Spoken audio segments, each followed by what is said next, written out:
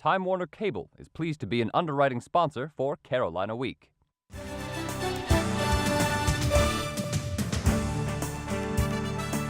From the James F. Goodman Studio in the School of Journalism and Mass Communication at the University of North Carolina at Chapel Hill, connecting campus and community, this is Carolina Week.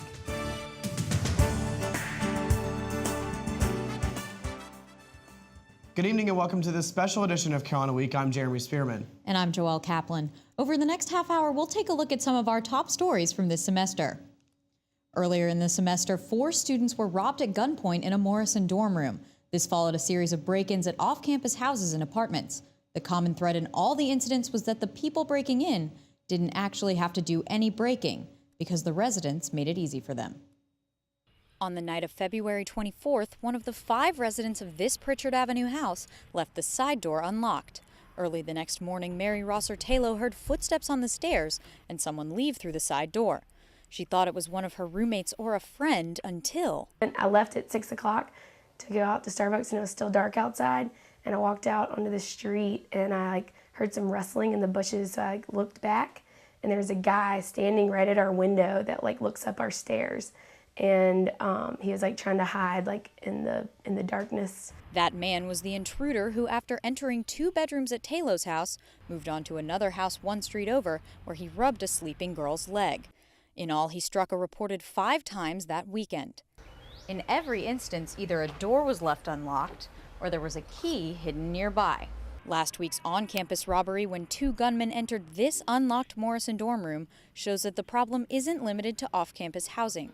Though Randy Young of the Department of Public Safety says that's where most of the danger has been. It does happen with a bit more regularity just due to population in Chapel Hill, but we rarely see crimes of this variety on the campus itself. Data from the Chapel Hill Crime Maps and Statistics website confirm that these are not isolated incidents. Between 2003 and 2009, there were almost 500 robberies. There were also more than 2,000 reports of breaking and entering at residences, about half of which didn't involve forced entry. Despite these dangers, if you live in a house off campus, you might occasionally forget to lock up behind you or still hate having to fumble for your house key. That's why there's been a change at Talo's house since the break-in. We got keypad locks that lock automatically after 30 seconds. You can hear it right now. We called our landlord and he is happy to put it in. Keypad locks like Talo's can be expensive, but you can find them at local home improvement stores, some for less than $100. In light of the recent armed robbery on campus, gun proponents say being able to arm themselves would lead to a safer environment. Jennifer Kessinger reports. Senior Rosie Bucharati didn't ask for jewelry or a car for her 21st birthday. She asked for a handgun. And if she could, she'd carry it with her on campus. I think it's silly that we can carry guns, that legal permit holders can carry guns almost anywhere else, but they can't on campuses. And Bucharati isn't the only student with a strong opinion about concealed weapons on college campuses. Pending legislation that would allow concealed carry on campuses in Texas has triggered a debate at UNC. The Tar Heel Rifle and Pistol Club has been the most vocal group in favor of gun rights on campus. Even if students were able to carry concealed weapons, getting the proper permit wouldn't be an easy process. A student would have to be 21 years old, have no criminal background, and live off campus. And as I found out this weekend, it takes training to be able to safely handle and shoot a gun. I had to pass a safety orientation before I could take aim with a 9mm handgun. But Bucharati isn't content to shoot only at the range. She wants to have her gun handy as a means of self-defense. And it's just like if, I as a 22-year-old can carry a gun other places once I get my permit, why can't I carry it here? I would rather not be a sitting duck. Although she can't shoot right now because of an injured wrist, she wants to be able to if threatened, and says it's her Second Amendment right to bear arms. In Chapel Hill, I'm Jennifer Kessinger, Carolina Week. Opposing groups haven't been vocal about the issue so far, and none of them responded to our request for an interview. Despite the damage that's been done to their campus by the recent string of tornadoes, Shaw University students still have hope for their future. Reporter Kirsten Garris traveled to Raleigh to talk with students and hear their stories. Uprooted trees, broken glass, and rooftop shingles still cover the grounds of Shaw University. Days after the storm, workers are still cleaning debris and students are moving out, but there's still room for optimism. Right now, I'm just thinking positive. Courtney Scott is a junior at Shaw University, and she's confident that the school will be back to normal by August. As far as the fall, I feel like we're going to be ready to open our doors back to the students, and it's going to be a good year, maybe even better. I think it's like a blessing in disguise. Other students like Ricky Peterson also say the community has been a major factor in Shaw's recovery from the storm. It's just been great, like to know that our school is so loved by everybody, that they're willing to help us in a time that we really need them.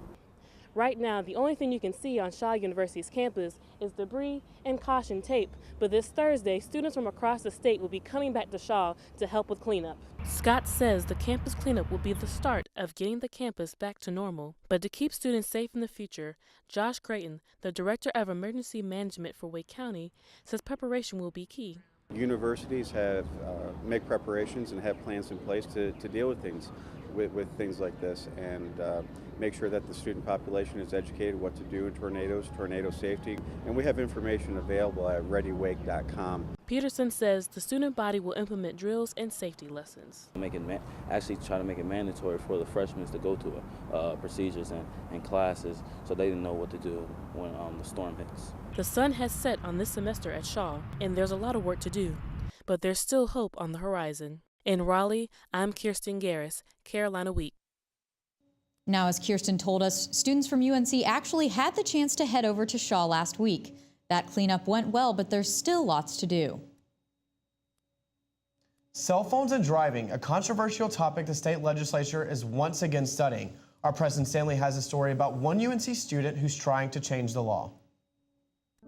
September 16th, 2010, the day that put the brakes on life for Krista Slough. I was walking to the bus stop to go to my 8 o'clock class at UNC. The next thing I can clearly remember is waking up in a UNC hospital bed. That was after a car hit her, throwing her 18 feet and into a ditch. The driver was talking on a cell phone. I've had to drop out of school because the bleeding in my brain leaves me with severe headaches and fatigue that I can't perform my schoolwork. Now, 5 months after the accident, the 22-year-old is telling her story to help Scotland County Representative Garland Pierce pass a new state law to ban handheld cell phone use while driving. Anyone behind the wheel with a cell phone, what would you say to them? To hang up their cell phone, that no phone call is worth somebody's life. Former UNC faculty member Joe Kapowski witnessed Krista's accident from his front porch. He, too, has been speaking with legislators, sending the same message. The reduction in vision that occurs when you drive a car and talk on a cell phone also occurs when you ride a bike. It also occurs when you walk down the street. Although the bill does have bipartisan support, some say it goes too far. Another reach by the government to tell us what we can and can't do, number one. Number two is the distraction issue. Studies by the UNC Highway Safety Research Center show distractions, like changing a CD or glancing at a billboard, aren't nearly as risky as talking on the phone. The HSRC also created this chart comparing cell phone use to drunken driving. 8 states and the District of Columbia have passed similar bills forcing drivers to put down the phone. If it saves one life, in my opinion, it's worth it.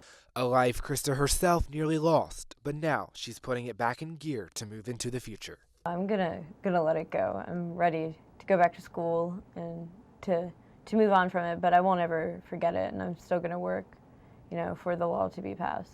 In Chapel Hill, I'm Preston Stanley, Carolina Week. There are several similar bills going through the legislature right now, and if one of the bills does pass, it wouldn't take effect until sometime next year. And coming up after the break, we'll take a look at some more of the top stories from this semester.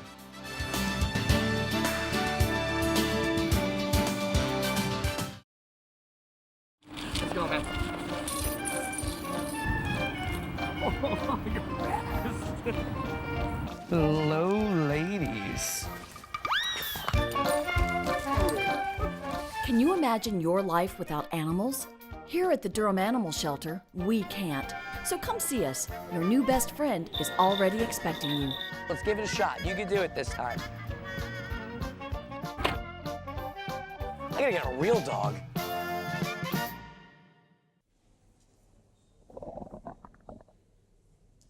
Sounds like you could use some Van Gogurt. It's fortified with arch-rich nutrients to improve your math and reading skills. Catch! Van Gogh. Thanks. So what's the deal with your ear? Always with the ear, huh? Feed your kids the arts. For 10 simple ways to learn how, visit americansforthearts.org. Many college students look forward to spring break as a time to relax and have fun. Our Liz McLaughlin shows us how one group of UNC students did something a little different. New Orleans gets much of its identity from Mardi Gras. A group from UNC traveled to the city during the festival, not to party, but to volunteer. The way it works is homeowners come to us looking for help with their rebuilds, and we provide them with free labor. The group worked on houses with an organization called Lower 9. They provide an essential workforce for residents still trying to reconstruct their lives after Hurricane Katrina. 13 students traveled from UNC to Louisiana to work on houses like this one to help revitalize and rebuild the historic Lower 9th Ward. Students divided up into groups and went to work for 8 hours a day to help homeowners. The house these UNC students are working on belongs to Shelby Wilson. Her life took a heartbreaking blow from the storm in 2005. I've had this house for about 15 years, at least 15 years, and after the storm, I was out of it. It was uninhabitable for 4 years. Lower 9 has helped to rebuild the community, literally through volunteer labor, but also by providing skills training to residents, pursuing health initiatives, and even starting a community garden. Shelby Wilson said that there would be no hope of recovery without the help of organizations like Lower 9. Without the help of the volunteers, I wouldn't be able to get this work done on the outside, on the exterior. So I'm really, really grateful for the help. The students were in the city for 7 days working to rebuild houses. In New Orleans, I'm Liz McLaughlin, Carolina Week. That's a spring break trip they'll never forget. Now, most of us are familiar with good barbecue, but reporter Claudia Rupsich takes us behind the scenes of one local barbecue joint that stands out from the rest. Been coming here about 5-6 years now, and it now is the best barbecue in eastern North Carolina. They do the wood pit style barbecue here, which is hard to find now. They're like family here. You come in and everybody's so friendly. And, Keith, the guy who runs the place, he does all the cooking himself. He comes in every morning before dawn and starts the fire for the barbecue. Every day that the barbecue's cooked. My name's Keith Allen. We're here at Allen & Son Barbecue, and it's about 3:30 in the morning. I've been in this location for 40 years. The reason for the process, it's long and lengthy. The meat's thick. It needs to cook slow. We cook it with wood. We fire it every 30 minutes for like 12 hours. You got an interaction between hot coals, dripping grease. They exchange that connection, and then the smoke that goes back up infuses taste into that meat, which makes that taste, which I'm after. It's spicy, vinegary, smoky. It's awesome. The sauce they have is just, c'est magnifique. We have a vinegar-based sauce, and it's spicy. It's our sauce we make, and we just season the barbecue with that. That's the same sauce that comes to your table that you can add to it if you need to. It's a tradition in Carolina for folks to argue about what the best barbecue is. This is it right here. Customer satisfaction is what you're here for. They've let me stay in business for 40 years. They've supported the idea. I like to go home and know I've done something, but I also like to go home and know I did it right. To see more from Claudia's trip to Allen & Sons, be sure to check out the full piece on reesnews.org. UNC researchers are using mice to test the safety of synthetic blood and to discover a molecule that prevents brain cells from dying.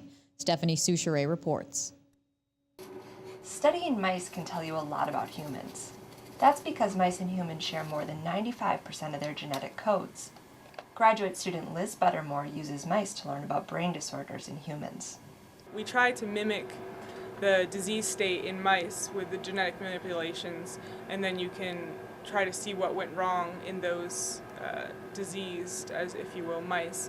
Mouse studies are the building blocks of medical research, but it takes years of work to go from understanding a disease in a mouse brain to understanding the same disease in a human brain. Geneticist Oliver Smithies won a Nobel Prize for his work deleting, or knocking out genes from mice. With genes knocked out, researchers can recreate human disease in mice.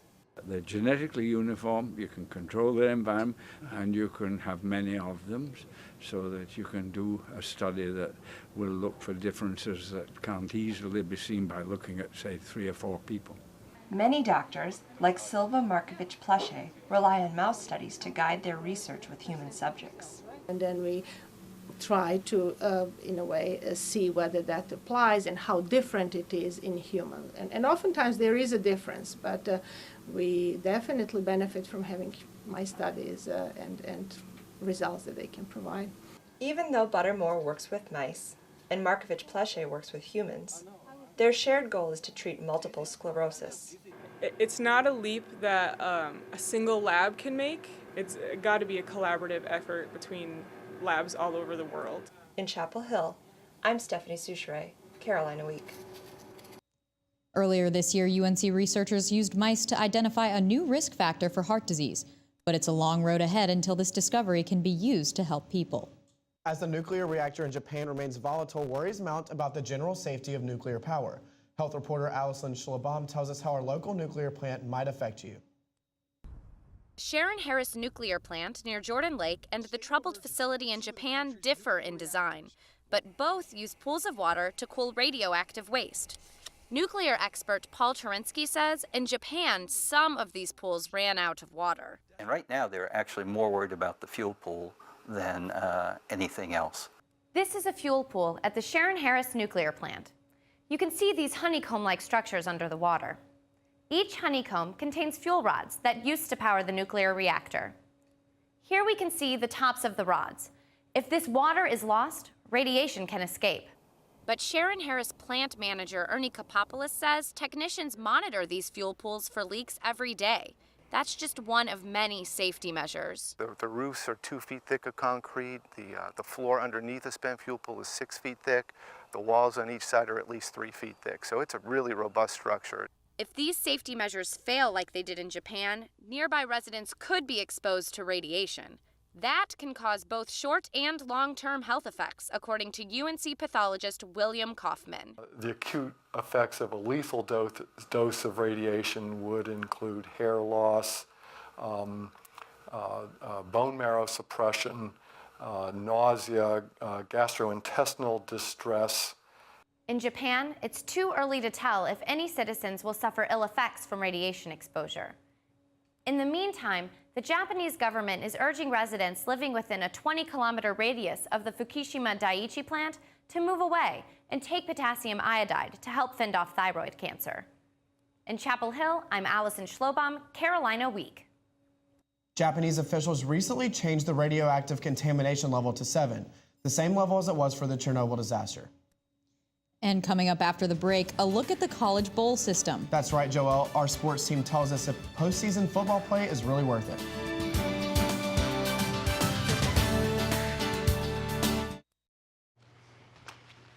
Cotton balls. Duct tape. Spoon. Needle. Thread.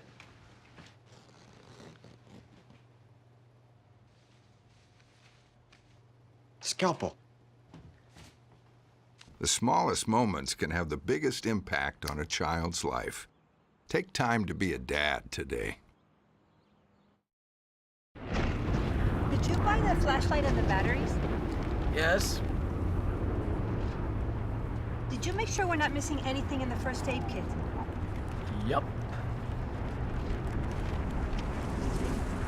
Did you go through the plan with the kids again? Yes. The more you prepare today, the more you'll be able to reduce the devastating effects of a tornado, an earthquake, a power outage, or any other disaster.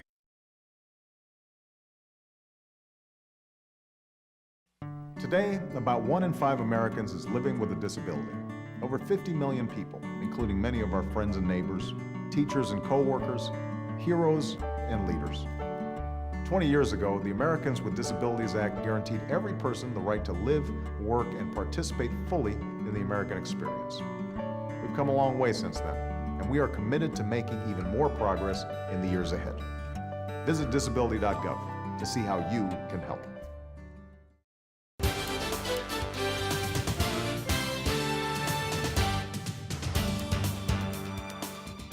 Welcome to Carolina Week Sports. I'm Justin Page. With the conclusion of spring practice, the football Heels are hoping for a great 2011 season and the program's 4th straight bowl appearance. However, despite the prestige of postseason play, these games can place a big burden on athletics departments. UNC Athletics Director Dick Bedour knows the harsh reality of the current bowl system. If there's profit to be made, then it shouldn't be at the expense of the schools. While playing in the games, most universities struggle to break even, including UNC. University documents show that in 2 of Carolina's past 3 bowl trips, UNC's expenses exceeded the allowance provided by the conference, resulting in a net loss of nearly $470,000. And Bedour says that's not because of overindulgence by the athletics department, but a certain degree of neglect from the ACC. The conference hasn't been as aggressive, in my view, as it should have been increasing the expense allowance because of travel expenses going up and hotel expenses and food expenses going up. In addition to those expenses, most bowls also require schools to purchase a large number of face value tickets, with no guarantee they'll be able to sell them all. During the past 3 years, Carolina lost $350,000 on unsold tickets. And UNC isn't alone in facing these burdens. NCAA records show that in 2009, teams playing in smaller bowl games exceeded their expense allowances by an average of $108,000. And this problem has some frustrated. In the first place, it's not fair because who are the gladiators? It's the 2 institutions. Former UNC System President William Friday is the founding co-chair of the Knight Commission, a group dedicated to reforming college athletics. Friday believes the current bowl costs pose a major threat to universities. There's got to be some kind of re-examination of this, and the NCAA is probably going to have to back up now and take a good hard look. You can't go on like this. But despite the costs, UNC does make money off the system, as the ACC pulls together all of its bowl payouts and divides the money equally amongst its 12-member schools.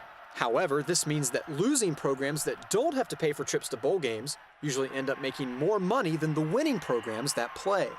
But Bedour says that's just part of the system. We choose to be in a conference. We choose to, in a way, build in an insurance policy for the years that you're not as strong. So, I mean, that's okay. That's one of the reasons you join a conference. However, despite the cost, there are incentives to playing in bowl games. Reporter Rachel Nash has that story.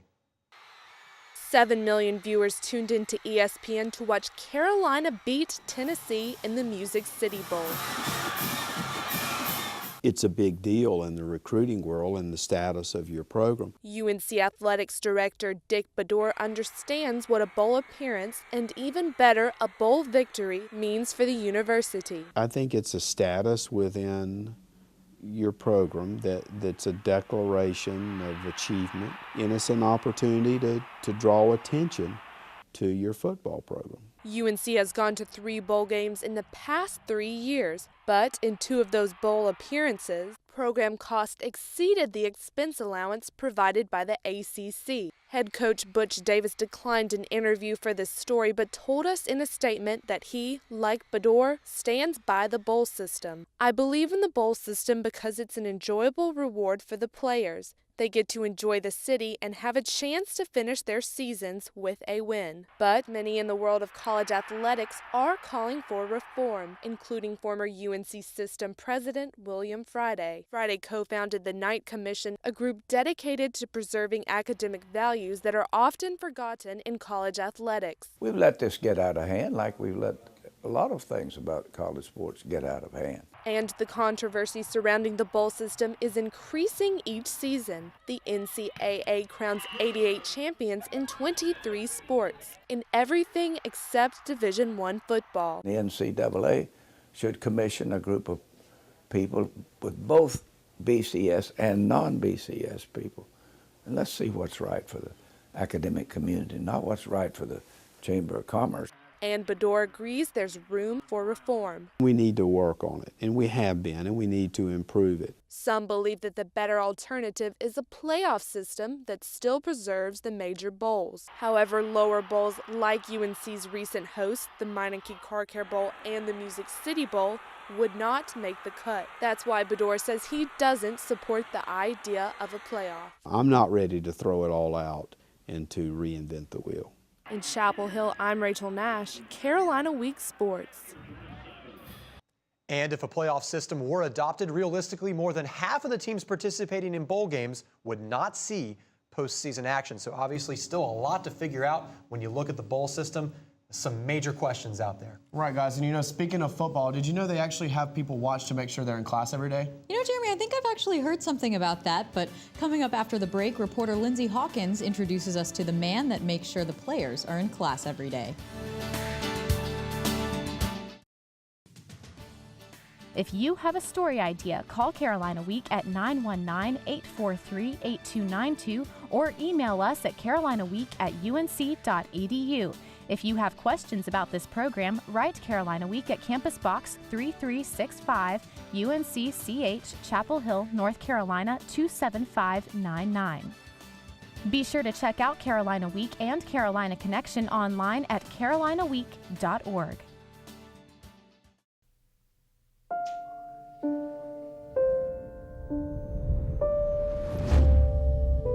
What if a disaster strikes without warning?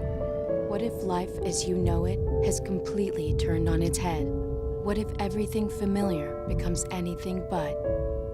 Before a disaster turns your family's world upside down, it's up to you to be ready. Get a kit, make a plan, be informed today. Learn how at ready.gov.